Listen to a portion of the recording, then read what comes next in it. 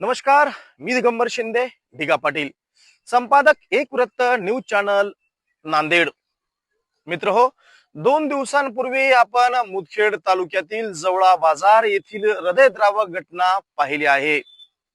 या घटनेमध्ये आई वडिलांनी राहत्या घरात आपला गळफास घेऊन जीवनयात्रा संपवली, तर दुसरीकडे उमेद येथले दोन तरुण त्याच ज्यांनी दोघांनी घरामध्ये आत्महत्या केली आणि ज्या दोन त्यांच्या मुलांनी मुगट रेल्वे स्टेशनच्या जवळ रेल्वे खाली येऊन आत्महत्या केली.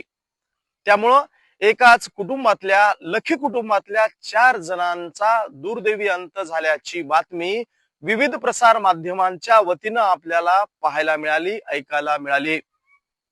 परंतु या घटनेमागे हत्या आहे की आत्महत्या हे उकल कालांतरानं पुढे आलं. पोलिसांनी दिलेल्या माहितीनुसार लखे कुटुंबातील त्या 2 मुलांचे वडील अनेक दिवसांपासून लकवा आल्यानं जर्जर अशाला आजाराला ते सामोरे जात होते. त्यामुळं आर्थिक विवंचनेमध्ये हे लखे कुटुंबीय गेलेलं होतं. पाहुण्यांकडून मित्रपरिवाराकडून उसनवारी करून ते वडिलांच्या आजाराचा प्रश्न दूर सारत होते. परंतु अर्थकारणाचं चक्र अर्थात त्यांच्या अंगावरती वाढणारा कर्जाचा बोजा मात्र दिवसेंदिवस वाढतच होता. नजीकचे कुटुंबीय असतील, मित्रपरिवार यांच्याकडून त्यासोबतच अनेक जवळच्या पाहुण्यांकडून त्यांनी दागदागिने सुद्धा घेतल्याचं आता समोर आलेलं आहे. त्यातच पोलिसांनी दिलेल्या माहितीनुसार ज्या 2 मुलांनी मुगट रेल्वे स्टेशन जवळ रेल्वे खाली येऊन आपला जीवनयात्रा संपवली, आपण त्या ठिकाणी त्यांनी स्वतःला संपवलेलं आहे. परंतु या 2 भावांनी मध्यरात्रीच्या सुमारास आई वडिलांची स्वतः गळा दाबून हत्या केल्याचं पोलिसांच्या वतीनं आता सांगण्यात येते आहे. मला त्या 2 जणांनी जी आई वडिलांची आत्महत्या केली त्यांचा गळा दाबून खून केला आणि त्यानंतर स्वतःची जीवनयात्रा संपवली. तुमच्यावरती त्या दोघांवरती आता खुनाचा गुन्हा दाखल झाला. परंतु भावांनो, हे जीवन आपल्याला जे मिळालेलं आहे हे सहज सोपं नाही. त्याकरिता आई वडिलांनी खस्ता खाल्ल्या, तुमच्यासाठी खूप मेहनत घेतली, परिश्रम घेतले. आज त्याच आई वडिलांसाठी आपल्याला जपणं अत्यंत गरजेचं होतं. आई तर चांगली होती, केवळ वडील हे आजारानं होते. त्यांच्यासाठी आपण उसनवारी करून, मेहनत करून, परिश्रम करून त्यांना जपलं पाहिजे. त्यांचा आजार शक्यतो दूर करण्यासाठी तुम्ही प्रयत्न केला पाहिजे होता. कारण आज तुमचं वय जेव्हा मृत्यू दोघं तुम्ही झालात, आपलं वय काही कमी नव्हतं. 22-24 वर्षाच्या अतिशय उमेदीतले आपण दोघी तरुण होतात. आपण जर मेहनत घेतली अशी, परिश्रम घेतले अशी, घाम गाळला असतं तर निश्चितपणे त्या वडिलांचा आपण आजाराला काहीतरी धीर देऊ शकला असता. त्यांना आजारातून बाहेर काढता आला असतं.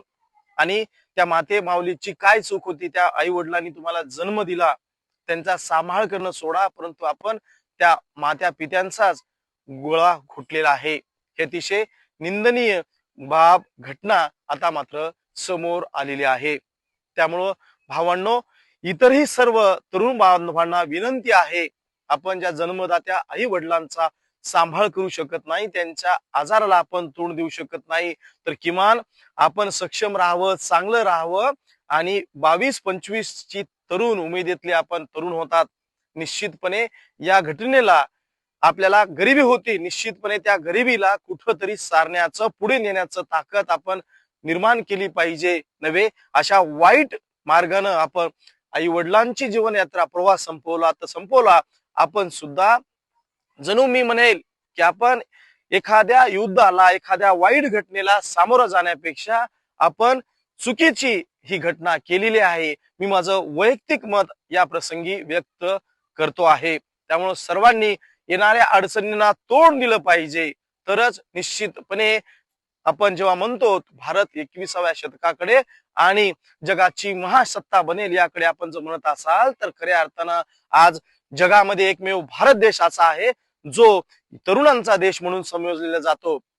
स्वामी विवेकानंदाचा आणि महापुरुषांचा विचार जर आपल्याला घ्यायचा असेल, छत्रपती शिवरायांचा महाराष्ट्र बनवून छत्रपती संभाजी महाराज या तरुणांचा आपण आदर्श मानत असाल, तर अशा पद्धतीचे आपण आईवडिलांची हत्या केली आणि स्वतः मात्र आत्महत्या केली, हे सपशेल चुकीचं आहे. आपण आलेल्या संकटाला सामोरं गेलं पाहिजे, पुढे गेलं पाहिजे. हेच आजच्या या दिनी मी माझ्या वतीनं एक वृत्त न्यूज चॅनलच्या वतीनं मी या ठिकाणी मनोगत माझं व्यक्त करतो आहे. धन्यवाद भावांनो.